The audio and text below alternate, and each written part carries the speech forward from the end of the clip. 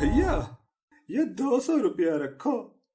बस इससे ज्यादा और कुछ ना कर सकता मैं तुम्हारे लिए। चलता हूँ, बहुत काम करना है। जय माता दी।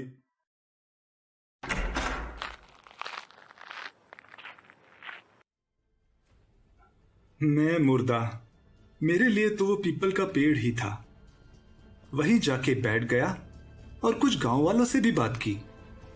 ये सही नहीं है, मेरे साथ अन्याय है। अपने हिस्से की जमीन लिए बिना मैं यहां से नहीं जाऊंगा। तो कुछ सलाह मशवरा किया तो लोगों ने कहा कि अब तो फैसला पंचायत ही करेगी।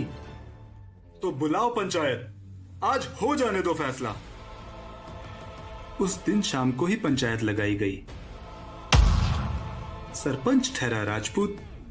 वो तो मेरा नाम सुनते ही बिदक गया। मैं रोते रोते अपनी गुहार लगा रहा था। मेरे साथ बहुत गलत हुआ है। वही रुक जा हरिया। 10 साल पहले तूने राजपूतों की छोरी भगाई थी, कहाँ है वो? ऐसे नहीं भगाई थी, प्रेम विवाह किया था हुकुम। शहर में है, बच्चे भी हैं हमारे 2। पर वाह, राजपूतन की छोरी से ब्याह रचा गया। हरामखोर, यहाँ रुकता तो तेरी औकात बता देते। अब तो 10 साल बीत गए, अब क्या चाहिए तुझे? न्याय चाहिए हुकुम। न्याय? कैसा न्याय? क्या मामला है, पूरा बताओ। सब पंचों के सामने है, पंच अभी न्याय कर देंगे। हुजूर, ये इंसान कौन है? हम इसको नहीं जानते। ये बोलता है ये हमारा भाई हरीलाल है, पर उसको मरे हुए तो साल बीत गए कहीं। ये रहा उसका मृत्यु पत्र। तब तो मामला एकदम साफ है। मरने के बाद जायदाद में हिस्सा ना मिल सके है? नहीं हुजूर, मरा नहीं हूं, जिंदा हूं मैं। सारा गांव पहचानता है मुझे, आप पहचानते हैं। मैं मरा नहीं हूं, चल रहा हूं, बोल रहा हूं, रो रहा हूं मैं।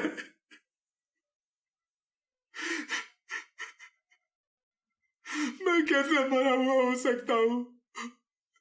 आप छू के देखो मुझे, बताओ कि मैं मरा हूं क्या? अरे चल दूर हट, हम न छुए मरे आदमी को, हट पर है।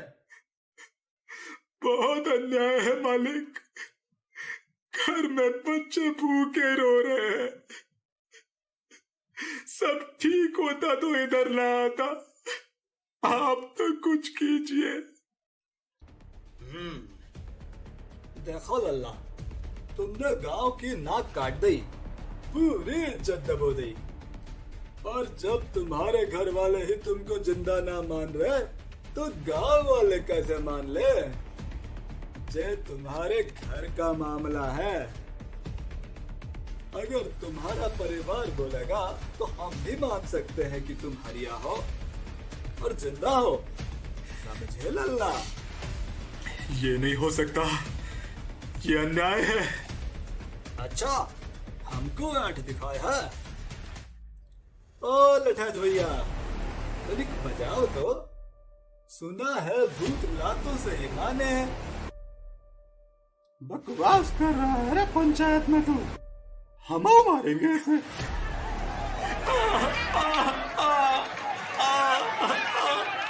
मंजूर है, मंजूर है, हमको माफ कर दीजिए।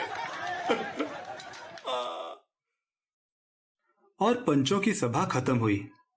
मैं वापस उस पीपल के पेड़ पे आ गया। बूझ जो ठहरा, पूरे गांव ने मुझे धोखा दिया, बेइज्जत किया। एक भी इंसान होता जो मेरे साथ खड़ा होता तो मैं कुछ ऐसा ना करता जो अब करने वाला था। पर अब कोई चारा भी नहीं था। मगन ने 200 रुपए दिए थे मुझे, उसी को लेके बनिए से जहर का पैकेट ले आया। हाँ, जब पूरा गांव मुझे मरा हुआ मान रहा है तो मैं जिंदा ही क्यों हूं? अच्छी औलाद नहीं बन सका, अच्छा पति नहीं बन सका, अच्छा बाप ना बन सका। मेरे लिए तो मौत ही ठीक है। मेरी आंखों के आगे मेरी बीवी की बच्चों की तस्वीर घूम रही थी। जहर पीने ही वाला था कि कुछ आवाज सुनाई दी।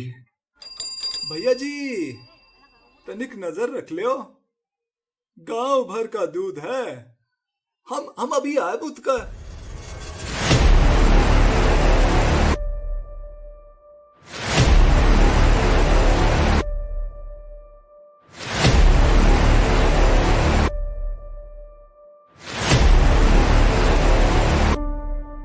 बहुत अन्याय किया गांव वालों ने मुझ पे, और सजा भी मुझे ही हो। ये कहां का इंसाफ है। तभी तभी ऐसा लगा जैसे ऊपर वाले ने कुछ इशारा किया है। इंसाफ करना तो अब मेरे हाथ में है।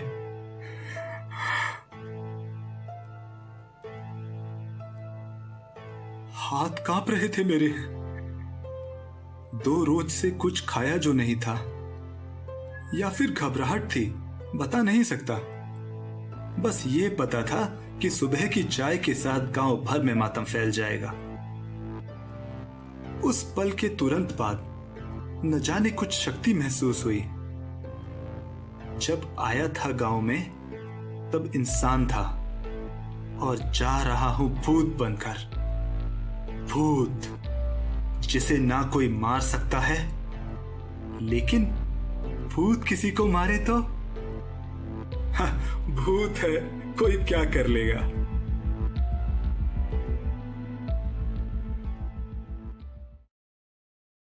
सड़क पे चलता गया शहर की तरफ, लेकिन थोड़ा आगे ही लिफ्ट मिल गई।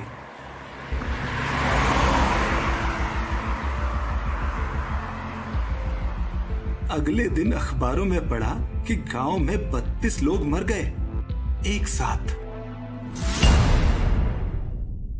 हाँ, इतने लोग एक साथ मर सकते हैं? कुछ भूत वूत का चक्कर होगा। है?